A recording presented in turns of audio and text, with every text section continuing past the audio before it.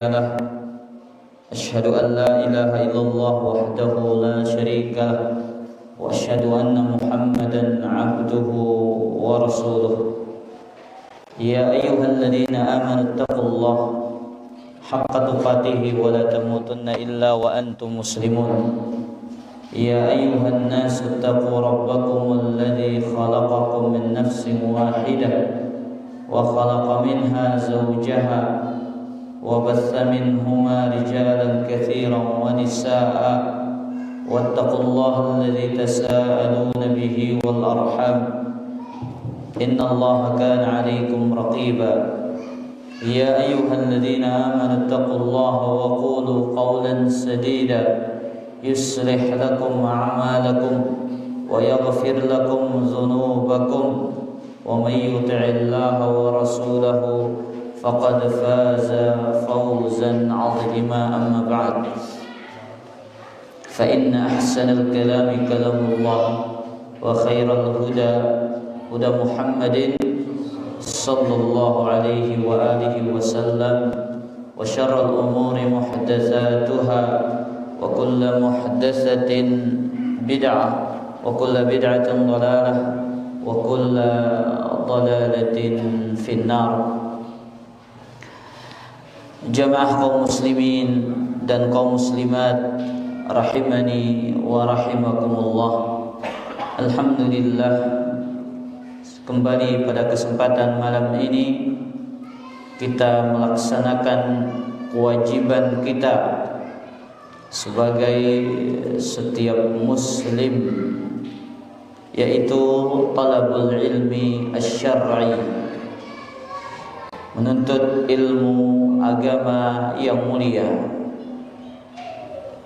yang mana telah disabdakan oleh Nabi sallallahu alaihi wasallam, talabul ilmi fariidatun ala kulli muslimin. Menuntut ilmu adalah kewajiban bagi setiap muslim. Para jamaah yang dimuliakan oleh Allah, hadis ini memiliki jalan riwayat, 49 jalan riwayat.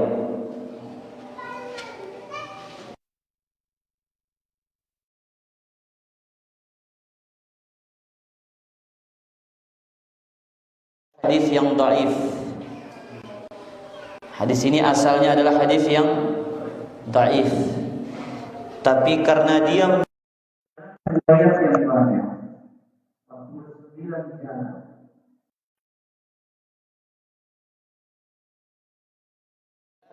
hadis ini naiklah derajatnya menjadi hadis yang hasan. Itu disebutkan oleh Imam Suyuti dalam kitabnya yang khusus yang menyebutkan 40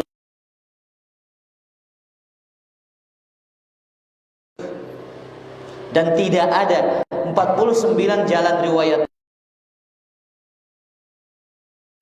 Talabul ilmi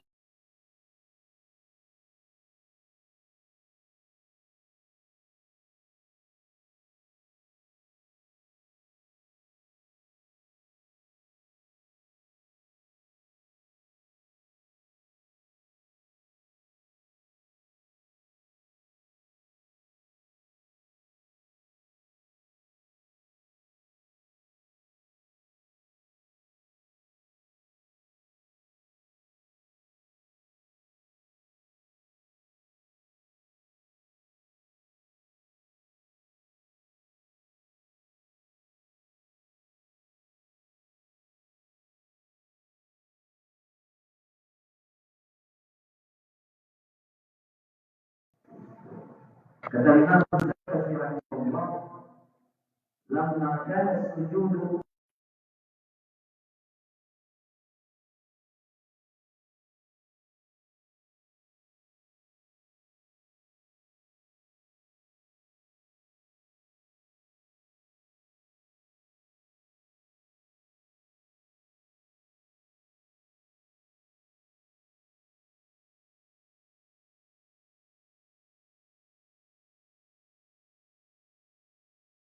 tasyahud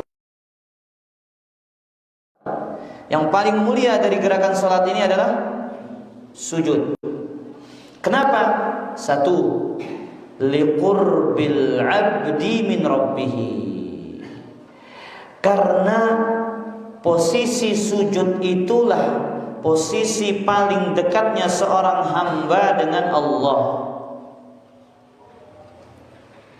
Makanya Nabi SAW mengatakan, aqrabu ma yakunu bainal 'abdi wa rabbih wa huwa sajidun. Jarak yang paling dekat antara seorang hamba dengan Allah ketika ia sedang sujud. Ushtuqa ismul makan minhu, sehingga masjid ini diambil dari kata sujud. Padahal bisa saja dia mengatakan marka, masjid marka, masjid tempat sujud, marka tempat ruku. Tapi diambillah kata apa? Masjid. Masjid tempat ruku apa tidak? Tempat ruku. Ya, musalla tempat sholat. Tapi yang ma'ruf itu adalah musalla itu tanah lapang. Itu yang ma'ruf dalam hadis. Ya, dalam hadis musalla itu maksudnya apa? Tanah lapang. Tempat sholat hari. Itu maksudnya musalla dalam hadis. Tapi kalau masjid, yaitu tempat yang disediakan untuk sholat lima waktu, yang ditegakkan sholat 5 waktu, itu namanya masjid. Maka ini menunjukkan gerakan sholat yang paling apa? Yang paling mulia itu adalah apa? Sujud. Jelas? Taib. Ikhwatal iman azani Allah wa iyyakum. Kita akan membahas sunnah-sunnah seputar sujud, yaitu petunjuk-petunjuk Nabi alaihi salatu wassalam yang berkaitan dengan sujud. Pada pertemuan yang sebelumnya kita sudah membahas Nabi sallallahu alaihi wasallam ketika sujud, ya, beliau menghadapkan tangannya ke arah kiblat. Wa yadummu asabi'ahuma, dan merapatkan jari-jarinya. Ini yang pertama. Sunnah sujud itu seorang menghadapkan tangannya ke arah kiblat, kemudian hendaklah dia merapatkan jari jemarinya. Ini petunjuk Nabi SAW. Sunnah yang kedua juga sudah kita sebutkan. Nabi SAW menjadikan kedua tangannya satu sejajar dengan pundak, yang kedua sejajar dengan telinganya, sebagaimana dalam hadis yang diriwayatkan oleh Imam Abu Dawud dan Imam An-Nasa'i rahimahullahu taala. Kemudian juga kita menyebutkan bahwasanya Nabi SAW sujud dengan 7 anggota badan. 7 anggota badan. Siapa yang bisa menyebutkan? Mas Alwan? Wajah. Secara khusus wajah bagian mana? Kening sama hidung. Baik. Kemudian 1 sudah 1, 2 telapak tangan, 3 2 lutut, berapa sudah? 5 2 jari. Iya. Kedua kaki. Berarti berapa tuh? 7. Perhatikan para jamaah. Kening dan hidung. Kening saja yang menyentuh tanah, hidungnya tidak, maka sholatnya tidak sah. Kening saja yang menyentuh tanah, menyentuh lantai, hidung tidak, sholatnya tidak sah. Nabi sallallahu alaihi wasallam mengatakan dalam hadis riwayat Al-Imam Ad-Darqutni, dan ini adalah hadis yang sahih, la salatah, tidak ada salat, liman la yusibu anfahu minal ard, orang yang hidungnya tidak menyentuh tanah, ma yusibul jabin, sebagaimana keningnya menyentuh tanah. Tidak ada salat, berarti salatnya tidak sah. Maka ikhwatal iman azani Allah wa iyyakum, maka ketika kita sujud itu, ya, kening dan hidung itu harus menempel ke atas lantai. Karena Nabi alaihi salatu wassalam diperintahkan oleh Allah azza wa jalla, umirtu an asjuda ala sab'ati a'zumin. Aku diperintahkan untuk sujud dengan 7 anggota, ya, dengan 7 tulang. Kemudian Nabi menyebutkan keningnya, kemudian hidungnya, kemudian kedua telapak tangannya, kedua lututnya, dan kedua telapak kakinya. Maka perhatikan para jamaah, ini yang perlu kita perhatikan. Tatkala tempatnya agak kotor, kadang ini yang membuat kita tidak mau menempelkan apa? Menempelkan hidung kita. Padahal dia adalah rukun di antara rukun salat. Sujud itu rukun. Apabila caranya tidak sesuai dengan yang dituntunkan oleh Nabi sallallahu alaihi wasallam, maka sujud itu tidak sah. Baik. Kemudian sunnah berikutnya. Kata Syekh di sini, beliau mengatakan,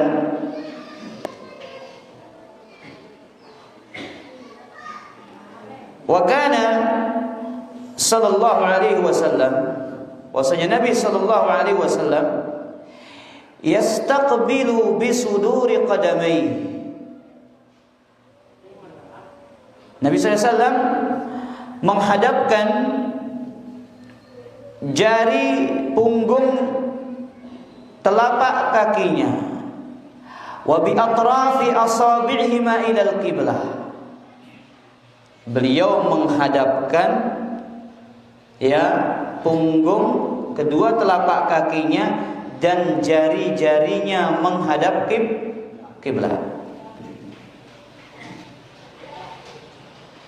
Sebagaimana dalam hadis riwayat Al-Imam Al-Bukhari, bahwasanya Nabi sallallahu alaihi wasallam, ya, yastaqbil bisuduri qadamaihi. Beliau menghadapkan punggung kedua telapak kakinya, bi atrafi asabi'ihima al-qiblah, dan juga jari-jari kakinya menghadap kiblat. Dan para ulama menjelaskan sunnahnya sambil ditekuk. Ya, ditekuk kakinya. Lihat, bi atraf, ujung kakinya kiblat. Ujung itu yang mana? Dihadapkan menghadap kiblat, ditekuk seperti ini ketika sujud.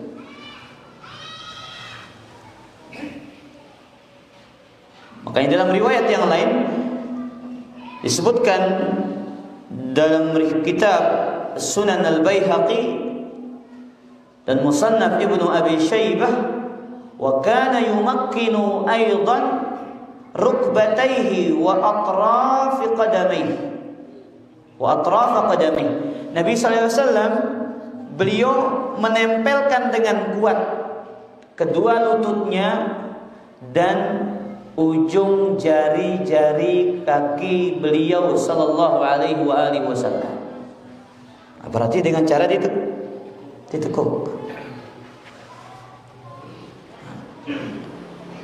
Jadi semaksimal mungkin para jamaah, sunnah ini kita praktekkan, kita amalkan. Jangan hanya sebatas apa? Dia menyentuh. Ya, jangan hanya sebatas dia menyentuh, tapi berusaha sambil dihadapkan ke arah apa? Ke arah kiblat, ujung-ujung kakinya. Baik. Kemudian ikhwatal iman azani Allah wa iyyakum, ya, wa yarussu aqibai. Di antara sunnah yang lain, Nabi sallallahu alaihi wasallam menempelkan kedua tumutnya. Kedua tumitnya dirapatkan. Jadi rapetang ada dua apa? Tumit. Dirapatkan seperti ini ketika sujud. Jangan dipisah. Sebagaimana dalam hadis yang diriwayatkan oleh Imam Muslim dari hadis Aisyah radhiyallahu taala anha, beliau mengatakan faqadtu Rasulullah sallallahu alaihi wasallam wa kana ma'i ala firashi. Aku mencari Nabi sallallahu alaihi wasallam pada suatu malam yang semula beliau bersamaku di atas kasur. Ini kata Aisyah. Emang bahasa antano ya garapna Nabi sallallahu alaihi wasallam. Kemana Nabi alaihi salatu wasallam? Padahal pada saat itu Aisyah tidur bersama Nabi. Karena gelap para jamaah. Aisyah apa? Meraba-raba di mana Nabi sallallahu alaihi wasallam. Semula Nabi tidur bersama Aisyah. Fawajadtuhu sajidan rasan aqibaih. Kemudian aku mendapati beliau sedang sujud menempelkan kedua tumitnya. Ya, Aisyah radhiyallahu anha mencari-cari bergarap, ternyata dipegang apa? Tumitnya Nabi sallallahu alaihi wasallam yang sedang sholat. Ya, Nabi alaihi salatu wasallam kenyakana sholat. Ya, dipeganglah kedua tumitnya, ternyata menempel kedua tumitnya ketika sedang sujud. Mustaqbilan bi atrafi asabi'ihil qiblah, menghadapkan jari-jari kakinya ke arah kiblat. Dan ini pendapat yang kuat. Ya. Karena memang ada khilaf di kalangan para ulama kita. Apakah kedua telapak kaki itu dipisah, tidak saling menempel, ya, ataukah tidak? Namun dalil ini sebagai pemutus perselisihan itu. Dalil ini sangat jelas menyatakan bahwasanya Nabi sallallahu alaihi wasallam ketika sujud beliau menempelkan kedua tumitnya.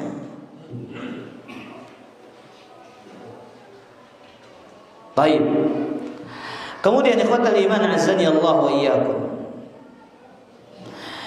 Betul sebagian para ulama berpendapat merenggangkan tumit. Mereka berdalil dengan hadis Abu Dawud. Idza sajada farraja baina fakhidai. Nabi sallallahu alaihi wasallam jikalau sujud merenggangkan pahanya ghairu hamilin batnahu, tanpa menyentuh perutnya, min fakhidai.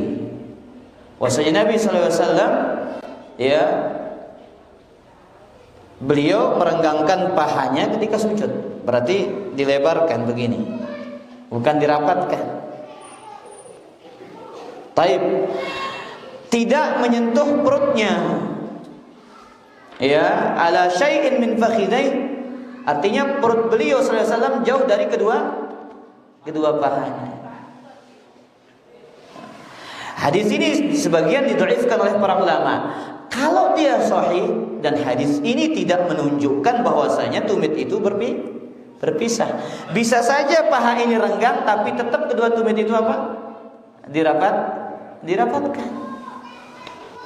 Maka hadis ini dalil yang tidak jelas yang menunjukkan bahwasanya kedua telapak kaki itu atau tumit itu dipisahkan. Baik. Sunnah yang berikutnya,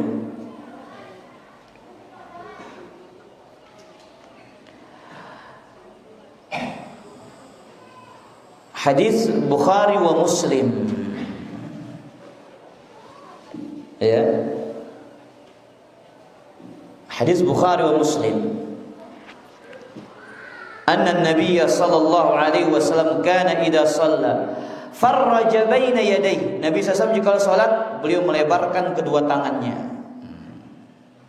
Ketika sujud beliau melebarkan apa? Kedua tangannya. Hatta yabdu bayadha ibtayh, sampai-sampai nampaklah ya putihnya ketiak Nabi sallallahu alaihi wasallam. Baik, para jamaah yang dimuliakan oleh Allah. Nah, ini menunjukkan ketika seseorang sholat sendiri itu disunnahkan dia melebarkan kedua tangannya dari kedua badan, dari badannya dilebarkan seperti ini, kemudian dia sujud. Namun ingat, ini ketika dalam keadaan sholat apa? Sendirian. Adapun ketika sholat berjamaah sampai mengganggu, ini tidak dianjurkan. Bahkan lihat para jamaah, saking luar biasanya Nabi Shallallahu Alaihi Wasallam mempraktikkan sunnah ini, para sahabat mengatakan dalam hadis Abu Dawud, hadis ini hadis yang hasan. Apa kata sahabat? In kulna lana wa li Rasulillah SAW. Kami kasihan melihat Nabi Shallallahu Alaihi Wasallam. Kenapa? Para sahabat mengatakan mimma yujafi biyadaihi an jambaihi idza sajada. Dari beliau melebarkan kedua tangannya dari kedua sisi badannya ketika beliau sedang sujud.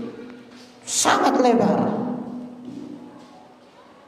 Sampai-sampai ikhwatal iman azani Allah wa iyyakum, disebutkan dalam beberapa riwayat anak kambing itu bisa lewat di antara celahnya itu.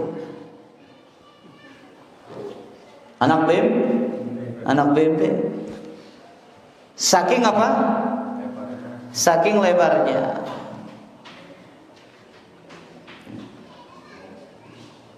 Kok para jamaah membeda? Ya, lebar berarti. Ukurannya jelodok anak bebek bau itu apa ini? Saking lebarnya. Ya, saking lebarnya. Baik. Kemudian ikhwatal iman azani Allah wa iyyakum, sunnah yang lain ketika sujud, ya, disebutkan di sini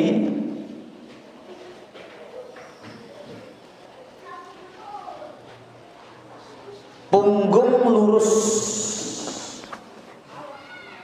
ya, kedua lengan diangkat tidak menempel dari lantai.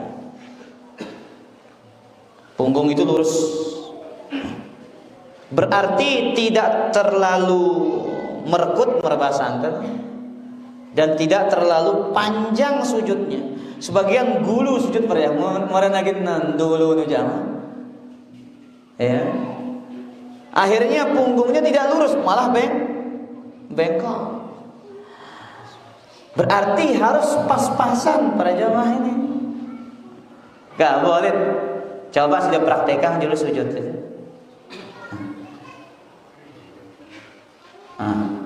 Terus tangannya dijauhkan sedikit, boleh jauhkan, terus jauhkan lagi, terus enggak, terus lagi sedikit.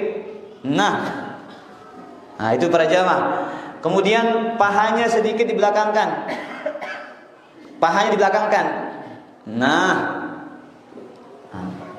Nah ini dia para jamaah. Ini dia. Ya udah selesai, lulus wah ini. Lulus. Kalau terdiri ya? Iya. Kata Nabi SAW, i'tadilu fis sujud. Hendaklah lurus ketika sujud, lurus punggungnya. Wala yabsut ahadukum zira'aihi. Janganlah salah seorang di antara kalian merebahkan lengannya. Imbisaqal kalbi, sebagaimana yang dilakukan oleh anjing. Artinya lengannya ini menempel kemana? Ke lantai. Biasa dengan singanto. Ya, ngantuk, padahal dia sujud. Akhirnya apa? Kedua lengannya menempel di atas lantai. Nah, kita ini dilarang menyerupai apa? Binatang dalam sholat. Contoh, ada beberapa larangan para jamaah. Ya. Makanya kita dilarang dalam gerakan sholat itu menyerupai apa? Binatang. Contoh hadis yang lain, Nabi SAW mengatakan dalam Sunan Ibnu Majah, Abu Dawud dan Musnad Imam Ahmad dari Abdurrahman ibn Shibil, naha Rasulullah SAW an naqratil ghurab. Nabi SAW melarang mematuk seperti mematuknya gagak. Apa maksudnya? Cepat, sujudnya cepat. Waftirashis sab', duduknya hewan buas.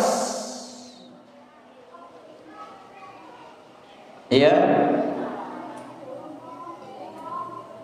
disebutkan oleh para ulama, iftirash syabu ini, ya, bagaimana dia membentangkan tangan saat sujud. Kemudian, ya, kaki belakang dilipat. Dia duduk di atas kedua tumitnya.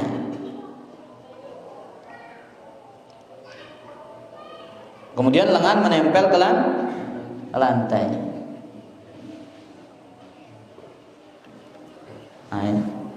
Ya gini, dia tidak dilipat begini sujud, tapi begini kakinya.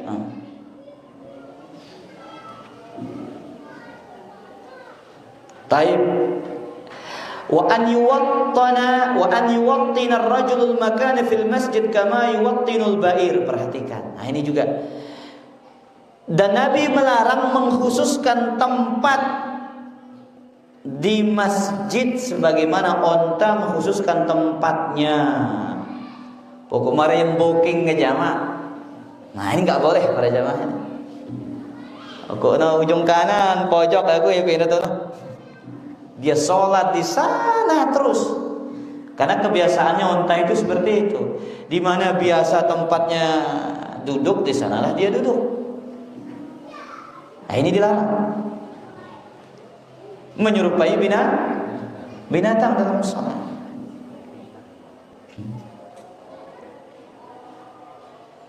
Taib. Berarti berapa larangan sini? 3. Mematuk seperti apa?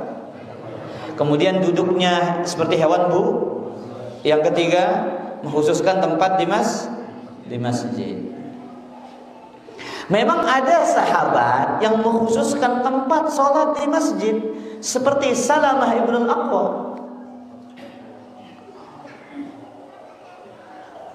Suatu ketika dia ditegur, kenapa kau sholat di sini saja?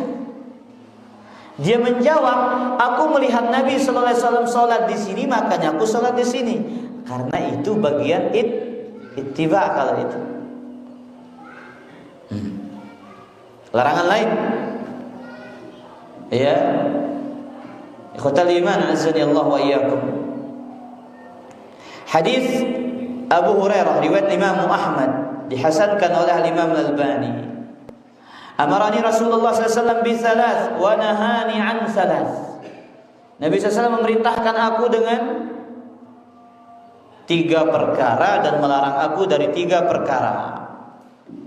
Amarani bi rak'atai ad-duha kulla yawm. Nabi memerintahkan aku 3 rakaat duha setiap hari. 2 rakaat duha setiap hari. 2 rakaat duha setiap hari. Wal witr qabla an-naum. Witir sebelum tidur. Wasiyami 3 ayyam min kulli syahr. Puasa 3 hari setiap bulan. Nah, ini 3 perintah Nabi kepada Abu Hurairah. Apa yang pertama?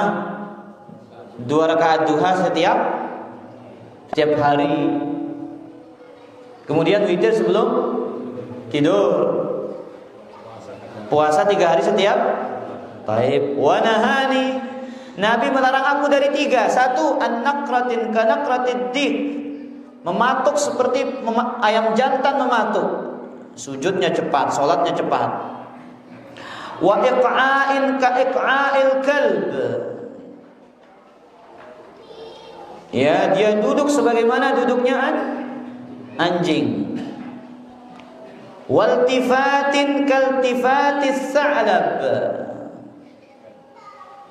Dia menoleh sebagaimana serigala menoleh.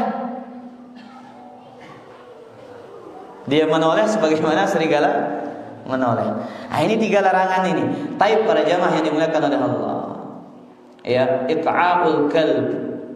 Apa nama iq'a'ul kalb? Sebutkan ya oleh para ulama, an yulsiqa ilyatayhi bil ard. Dia menempelkan kedua pantatnya ke atas tanah. Wa yansibu saqaihi, dia tegakkan kedua betisnya. Nah, berarti begini tabi para jamaah. Udah begini. Tabi. Kemudian wa yada'u yadayhi bil ard. Letakkan tangannya di tanah begini. Ini namanya apa? Iqa' al-kalb. Ya, seperti itu. Nah, seperti itu sudah boleh. Nah, ini dilarang.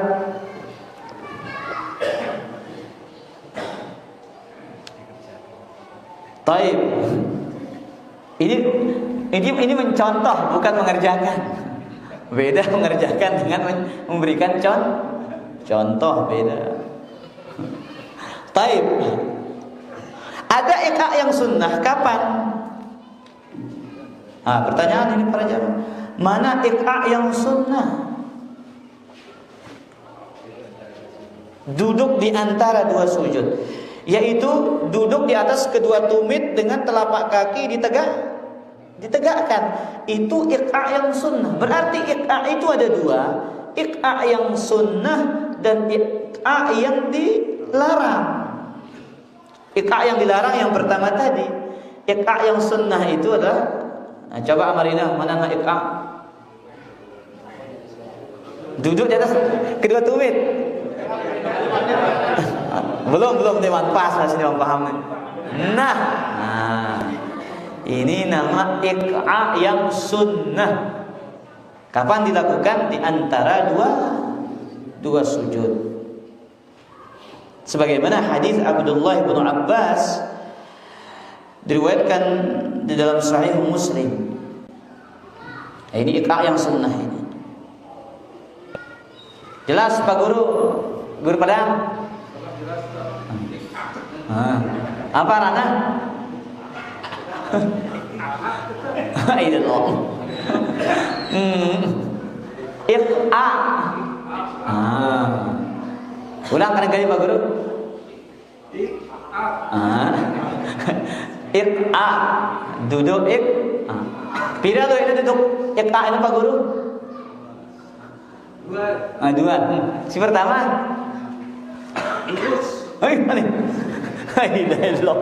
Lurus nengkanya. Ini pengantok Pak Guru ini. Aduh, nerata. Apa? Contohnya dulu yang terlarang itu. Yang terlarang, yang pertama duduk yang iqa' yang terlarang. Nah, dia ini. Ngantuk. Aduh, nerata dah abah ini. Jauh, hanya berkata status. Jauh, timur barat lah ini kan. Nah, dari yang Pak Kadus, enggak coba Pak Kadus dulu. Enggak, ini Pak Kadus. Nah, pada jamaah ini. Kau doang ini kah? Jawa Timur Barat kah ini kan? Kadang-kali ya boleh kita aja. Nah, ini tidak boleh. Iqa' yang terlarang. Iqa' yang sunnah apa? Nah, kapan? Duduk di antara dua sujud. Nah, ini dia yang disebutkan larangan-larangan menyerupai apa? Menyerupai binatang di dalam sholat. Taib. Kemudian larangan yang lain di dalam sholat. Kata Jabir bin Samurah radhiyallahu anhu, "Shallaitu ma'a Rasulillah sallallahu alaihi wasallam." Suatu ketika aku sholat bersama Nabi sallallahu alaihi wasallam. Faqulna idza sallamna qulna bi aidina assalamu alaikum. Dahulu jikalau kami salam dari sholat, kami mengisyaratkan dengan tangan kami assalamualaikum, assalamualaikum, assalamualaikum. Isyaratnya pakai tangan. Fanadhara ilaina Rasulullah SAW. Nabi SAW memandang kepada kami. Faqala ma sya'nukum tushiruna bi aydikum ka'annaha aznabu khayli syams. Ka'annaha aznabu khayli syams. Kenapa kalian salam dengan tangan? Ya, seolah-olah tangan kalian itu seperti ekor-ekor kuda yang tidak tenang. Idza sallama ahdukum falyaltafit ila sahibihi. Jikalau salah seorang dari antara kalian salam, hendaklah dia menoleh kepada yang di sampingnya. Wala yumi biyadihi, jangan memberikan isyarat dengan tangan. Assalamualaikum, assalamualaikum. Tapi alhamdulillah ini jarang yang mempraktikkannya. Masih duit? Berarti ini dilarang di dalam sholat. Ya. Maka ini pentingnya belajar fikih sholat para jemaah. Isyarat salam itu dengan apa? Dengan wajah. Assalamualaikum warahmatullahi wabarakatuh. Assalamualaikum. Bukan assalamualaikum warahmatullahi wabarakatuh. Assalamualaikum. Bukan begitu. Maka kesimpulannya berapa larangan ini? Apa kesimpulan larangannya dulu? Tidak boleh ya menempelkan kedua lengan ketika satu. Dua, tidak boleh ya sujud cepat. Kemudian menjulurkan lengan di lantai ya, dan tidak mengangkatnya saat sujud.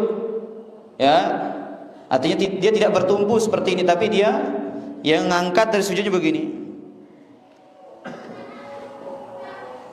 Iftirasus sabu. Kemudian mengkhususkan tempat. Kemudian iq'a seperti apa?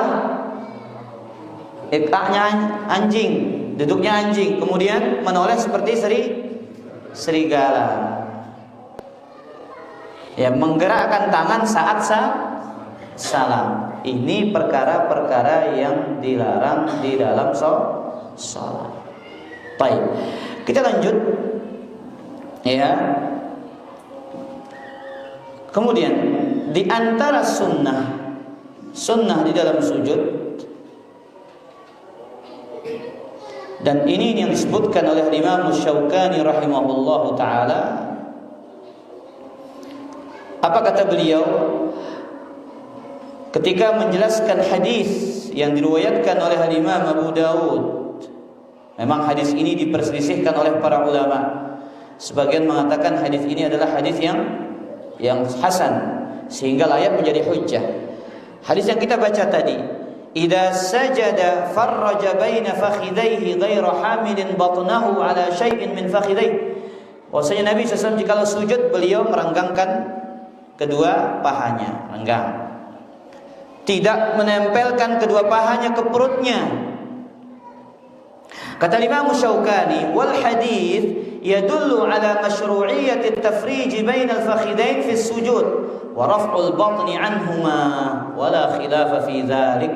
Hadis ini menunjukkan sunnahnya merenggangkan paha dan tidak menempelkan atau menjauhkan paha dari perut. Selaras tidak dengan hadis i'tadilu fi sujud itu? Sama enggak maknanya? I'tadilu fis sujud, luruslah dalam sujud. Kalau kita tidak lurus, ya merekut meraba santun, otomatis perut itu akan menempel di mana? Di paha. Ini dilarang. Maka solusinya kalau lurus dalam sujud, maka paha itu tidak akan menempel dengan perut. Makanya beliau mengatakan, hadis ini menunjukkan sunnahnya merenggangkan paha dan menjauhkan kedua paha dari perut. Wala khilafa fi dzalik, dan tidak ada perbedaan pendapat di kalangan para ulama. Jadi ini dia beberapa sunnah yang diajarkan oleh Rasulullah sallallahu alaihi wasallam yang berkaitan dengan sujud. Taib. Adapun ya zikir-zikir yang diajarkan oleh Nabi sallallahu alaihi wasallam ketika sujud itu satu, ya, subhana rabbiyal a'la. Hadisnya riwayat Abu Daud 3 kali. Kadang-kadang lebih dari 3 kali. Sebagaimana hadis yang lain. Boleh 3, boleh lebih. Bahkan dalam beberapa riwayat ketika sholat malam Nabi SAW sangat lama sujudnya, hampir sama sujudnya dengan berdirinya. Lalu mungkin kerasa ya semangat ini sujud, berdiri sujudnya hampir sama dengan apa? Berdirinya. Kemudian doa yang lain, subhana rabbiyal a'la wa biham 3 kali. Hadis Abu Daud, subuhun qudusun rabbul malaikati war ruh. Ini juga hadis riwayat Imam Muslim. Sudah berapa ini? 3, 4. Subhanakallahumma rabbana wa bihamdika Allahumma ghafirli wa kana yukthiru minhu fi ruku'ihi wa sujudihi. Ini juga sangat sering dibaca oleh Nabi ketika ruku dan sujud. Yata'awwalul Quran, beliau mentafsirkan Al-Quran. Siapa yang tahu apa maksudnya mentafsirkan Al-Quran?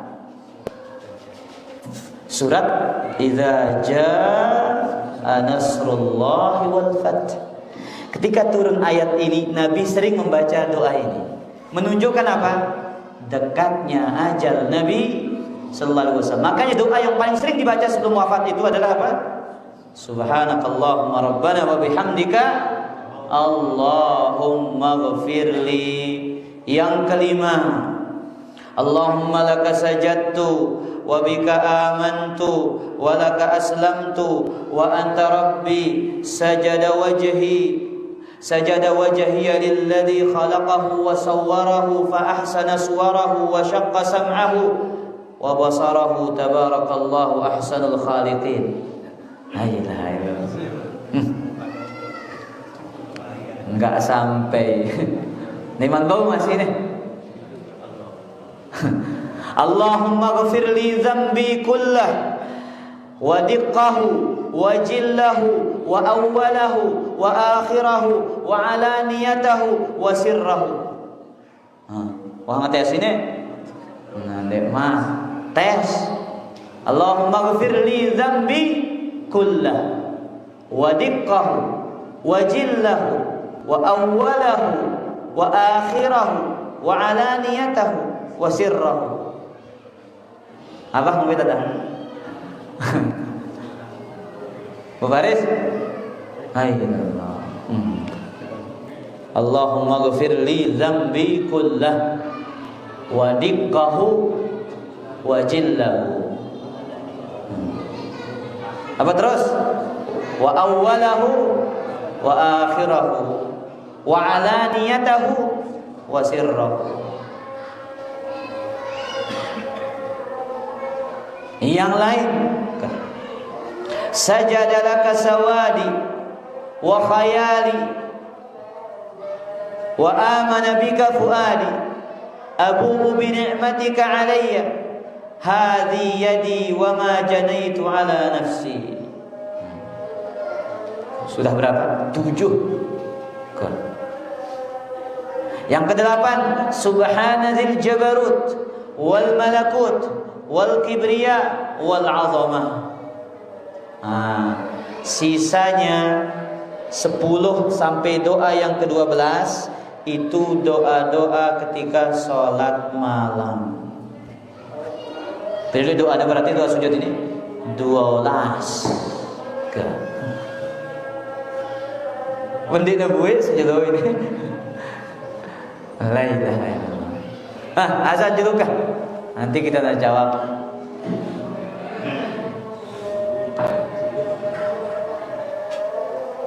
Ayo, kenapa tu berkatakan Pak Guru azan juga?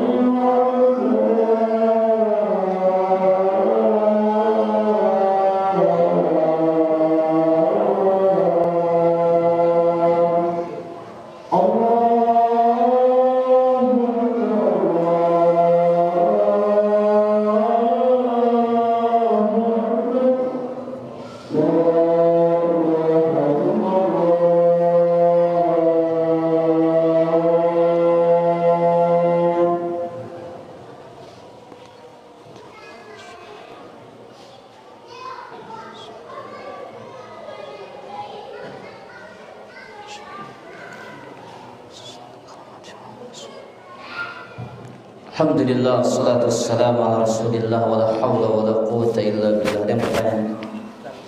Silakan. Kaitannya dengan doa sujud Ustaz. Apakah makmum juga disunahkan doa sujud itu 3 kali? Karena selama ini makmum tidak pernah lutut. Kalau kita mengikuti sunnah dan doa sujud itu 3 kali. Apakah imamnya, terutama di waktu sujud, kan duluan imamnya daripada makmumnya. Nah, ini apakah makmumnya juga disunahkan 3 kali waktu membaca Subhana Rabbiyal A'la, atau apalagi yang panjang 1 kali aja sudah bangun? Taib. 1 itu sudah cukup kata para ulama. 1 kali itu sudah cukup. Namun yang warid dari Nabi SAW itu apa adalah seringkali 3 kali. Ya, kalau kita baru dapat 2 imam bangkit, ya bangkit. Ya mungkin imamnya agak cepat baca subhanarabbiyal a'la, subhanarabbiyal Allahu akbar. Dan kita agak cepat dan kita bacanya agak lambat. Jadi 1 itu sudah dikatakan cukup. Wallahu taala ala wa alam. Boleh. Aisyah radhiyallahu anha mencari-cari kan. Tahu Nabi sedang Salat. Apakah waktu itu sedang datang bulan? Apakah ini sebuah contoh bahwa kalau kita sholat malam nggak perlu membangunkan istri? Seperti itu. Hailah. Lain-lain tahu kata anak boleh nikah. Hailah. Apakah Aisyah pada waktu itu apa? Sedang datang bulan. Tidak ada dalil menunjukkan itu satu.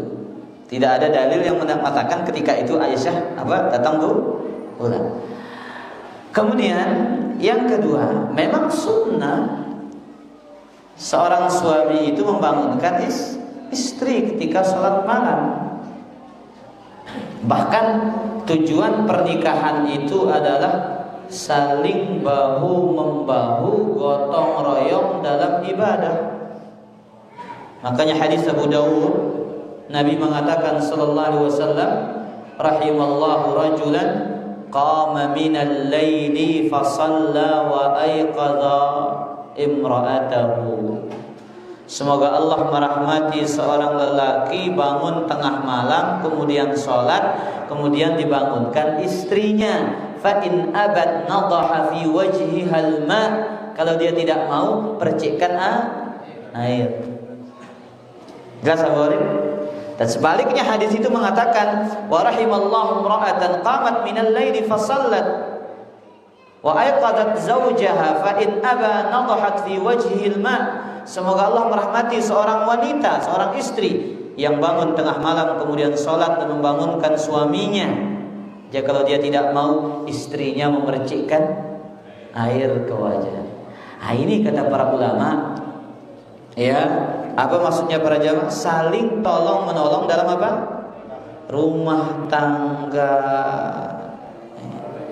Ini tujuannya.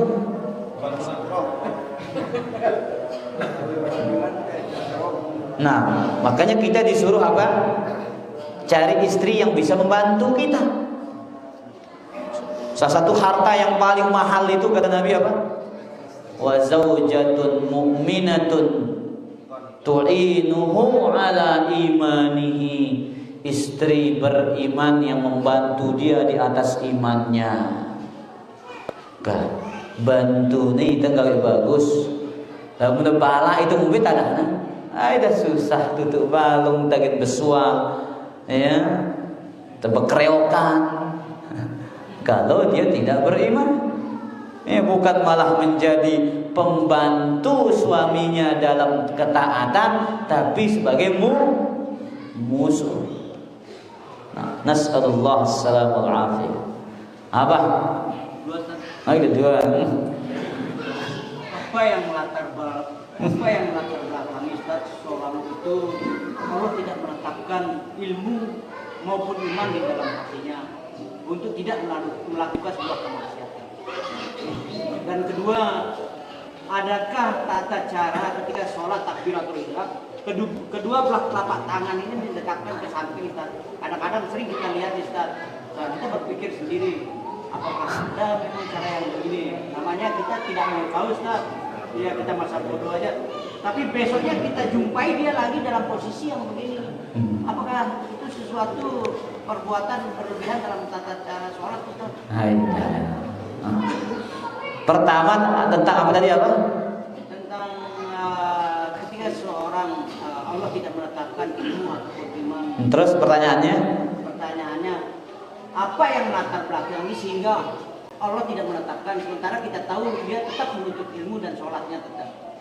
Seolah-olah di sini kan kita bertanya dalam hati, Allah tidak menetapkan ilmu terhadap diri seorang. Apa yang latar belakang ini? Jadi begini apa?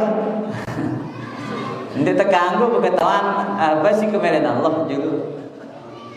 Dan bagaimana begitu Ustaz? La yus'alu amma yaf'al wa hum yus'alun.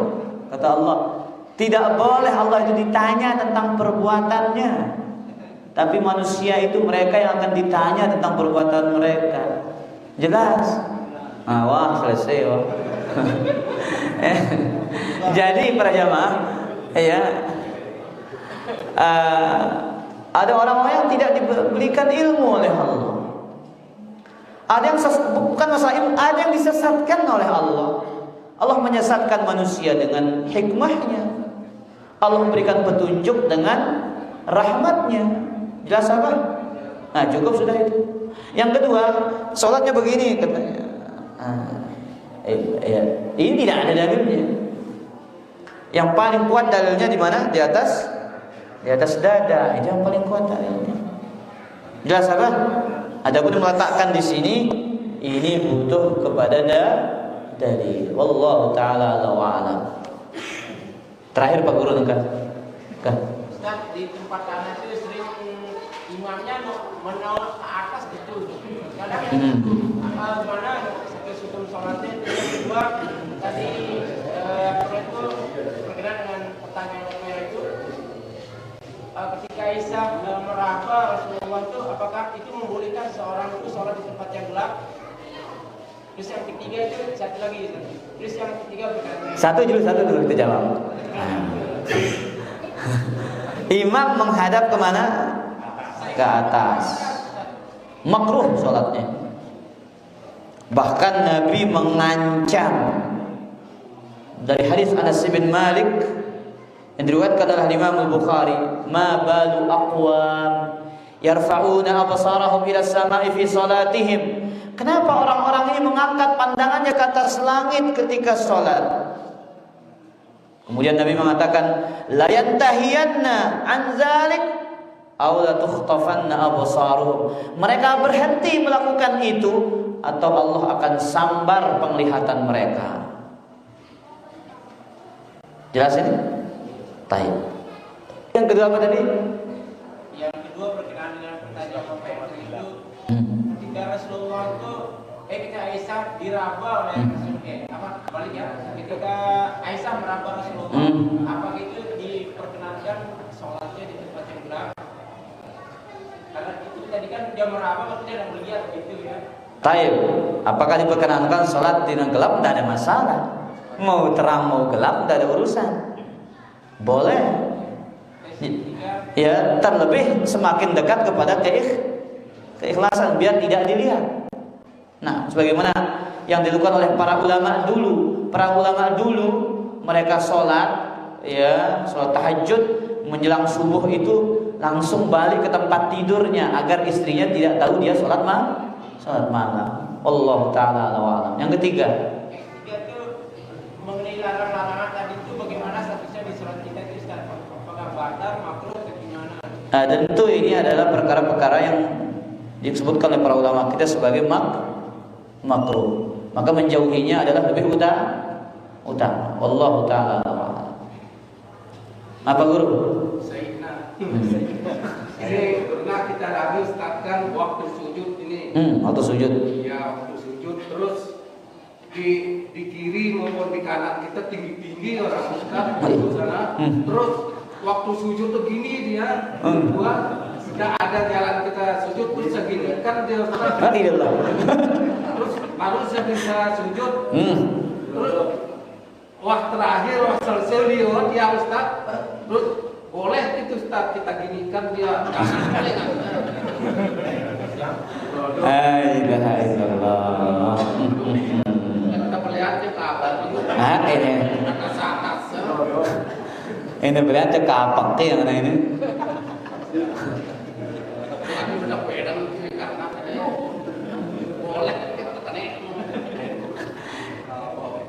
Lihat Nabi SAW mengatakan walinu bijani bi ikhwanikum. Lemah lembutkanlah ya pundak-pundak teman-teman kalian. Linu. Suruh kita artinya saling memahami dalam sholat itu padanya. Tidak kemelian temesa dan ini. Ya mau mempraktekkan sunnah tapi sampai mengganggu orang lain. Jelas Pak Guru? Iya. Ndak kita minum gawe ya. Selaki jamaah Pak Guru ya. Iya. Ini tidak boleh Pak Guru. Jangan sampai kita melakukan yang terlarang gara-gara ingin balas dendam. Ya, aduh kurang ajar ini adalah mangan namanya. Akhirnya terkadang para jamaah girang saling salib terus. Kumbena lamun ieu juluan turun engko otomatis ini lagi mau ya. Akhirnya aku juluan bemeh ana kene umat terus. La ilaha illallah. Kedua. Sebelum kita membaca Fatihah itu kan kita membaca kabirang. Kabirang. Keraya Ustaz, terus lainnya apakah saya Ustaz? Pintu-pintu kami itu terbuka Ustaz. Saya ini.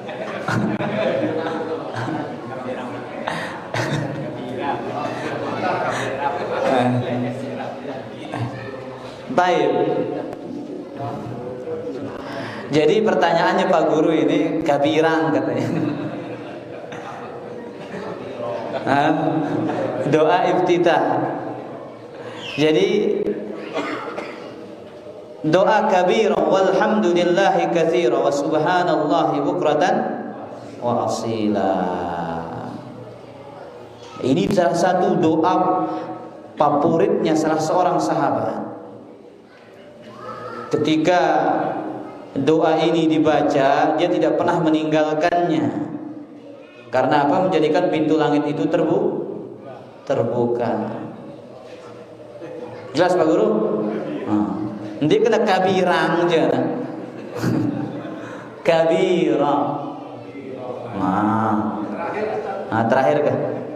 Ini Ustaz, sujud yang pertama, tengah atau terakhir kita mendoakan orang tua itu supaya diijabah atau dikabulkan. Bembe sujud itu Ustaz. Semua sujud itu kalau kita mendoakan orang tua itu. Semua sujud? Ya, atau di tengah atau pertama atau terakhir. Selalu sujud Pak Guru. Jadi semua sujud itu adalah jarak paling dekat seorang hamba dengan Allah. Itu yang paling dekat jaraknya. Maka semua sujud itu, maka sebagian para ulama mengatakan tidak berbakti seorang anak kepada orang tuanya sampai dia mendoakannya dalam sujudnya. Setiap sujudnya. Jelas Pak Guru? Coba doa Ibu baca yang itu dulu. Mana kabiran mana? Allahu Akbar. Allahu Akbar kabira walhamdulillahi katsira wa subhanallahi bukratan asila. Coba aja. Allahu Akbar kabira. Oh, ini kabirang kayaknya nampung. Kabira.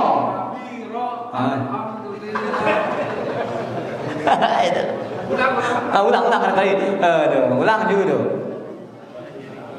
Allahu Akbar kabira al-kabira walhamdulillahi katsira wa subhanallahi bukratan wa asila. Nah, arah ambu nama ini jangan. Bu Baris.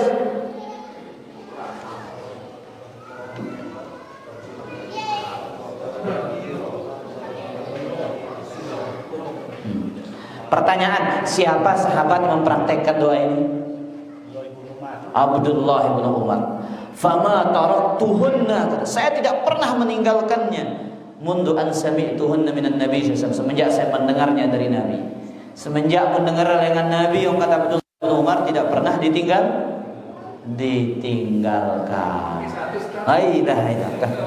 Ayo borong jamak. Ini heran jam Ustaz masalah Abu Hurairah ini.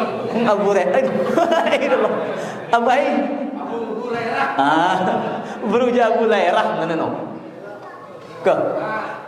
Setiap Rasulullah mengucapkan hadis-hadis itu dakwahnya leweng Ustaz. Apa makanan itu Ustaz?